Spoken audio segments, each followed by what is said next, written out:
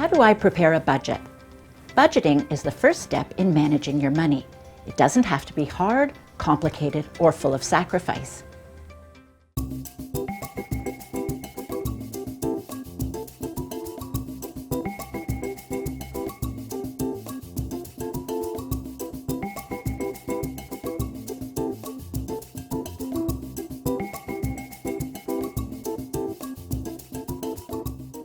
You may be asking yourself, why is managing your money so important? We'll start by answering that question. Then we'll look at how to create a budget, how to know the difference between wants and needs, and then we'll share some easy ways to reduce your expenses. Learning how to manage your money can determine what you can do and where you can go in life. The first step on the path to financial success means understanding that you are in control of your financial future. By developing good money management skills, you can save money, plan for your future, pay off your debt, achieve financial independence, and become a savvy consumer.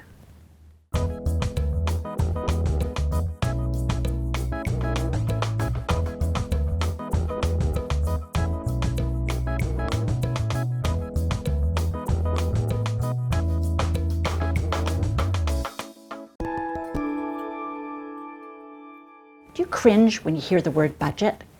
Sure, a budget involves a bit of work on your part, but the payoff is financial control and peace of mind. A budget will help you understand how much money you have coming in and how much money is going out. If the amount going out is more than the amount coming in, there's a problem. Let's start by reviewing what you make and what you spend each month. Step 1, add up your monthly income. This is the easy part. We don't often have many sources of income. Money coming in could be your income from employment, an allowance, or interest. Step 2, add up all your monthly expenses. First, we will look at fixed expenses. Fixed expenses are those that come up every month and are roughly the same amount each month. Things like housing, insurance, utilities, or telecom services like cable or internet. Next, list your variable expenses. These expenses can change each month. Things like groceries, eating out, transportation, clothing, and entertainment. The final type of expenses are irregular or periodic expenses that don't occur every month and include things such as tuition, travel, car repairs, gifts, and other unexpected costs. Every good budget should include these expenses. You can account for irregular expenses by budgeting a set amount, say $50 every month, for unexpected costs, or by spreading a known expense like tuition over several months so you have the entire amount saved when you need it. Step 3, subtract the expenses from your monthly income. If you have a surplus, think about what you can do with it. Maybe start an emergency fund or make an extra payment on a loan. If you always have something left over every month, add a savings category to your budget. Saving some money every month is a good habit to get into. If your expenses are more than your total income, you have a deficit and you need to cut back on non-essential items.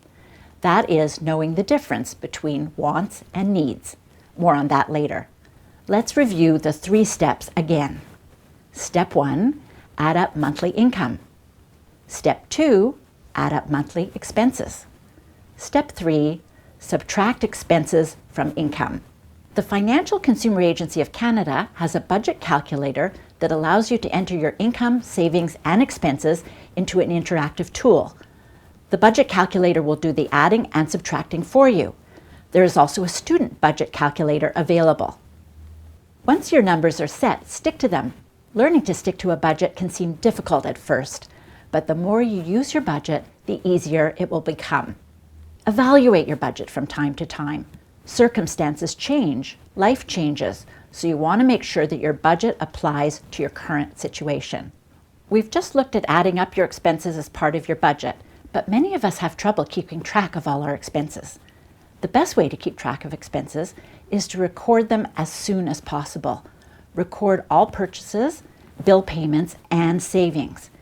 Keep receipts and use them to check your bills at the end of the month and to keep track of cash payments.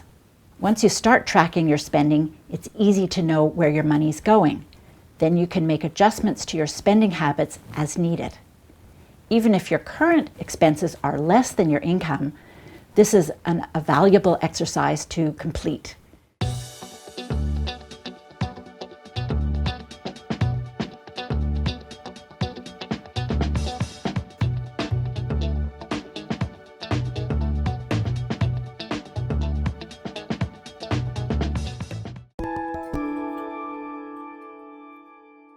An excellent way of reducing expenses is to understand the difference between a want and a need and cut back on wants. A want is something nice to have, while a need is something essential. For example, shopping is not always a need. You may want another pair of boots, but you don't always need them. Of course, clothing is a need, but a need that you can fulfill more economically. Examples of needs include food, shelter, clothing, electricity, transportation, and for wants, how about electronic gadgets, eating out, video games, travel, sports events, and concerts? What are the wants in your life? By identifying the wants and making an effort to reduce your spending on these items, you will find enormous satisfaction and hopefully a balanced budget.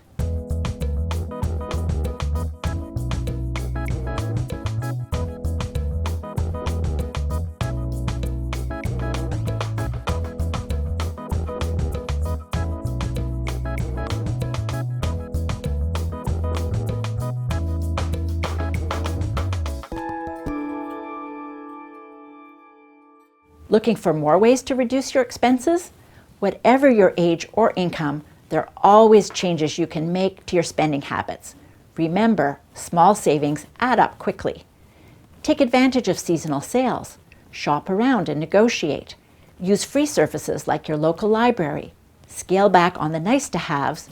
Replace a product when necessary, not because the newer version came out.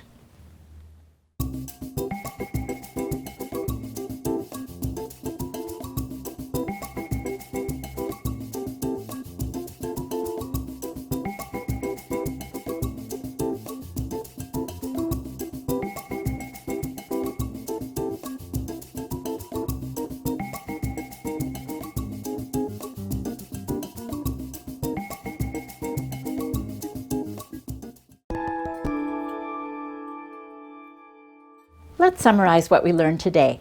We talked about the importance of managing your spending. Studies show that people who are in control of their finances have greater peace of mind. We discussed how to track spending and create a budget, and how to categorize your spending into wants and needs. And finally, there are many excellent ways to lower your expenses, such as buying on sale and using free services. I know this isn't always easy to do, but take it slowly, step by step, and enjoy each victory you achieve. I wish you financial success.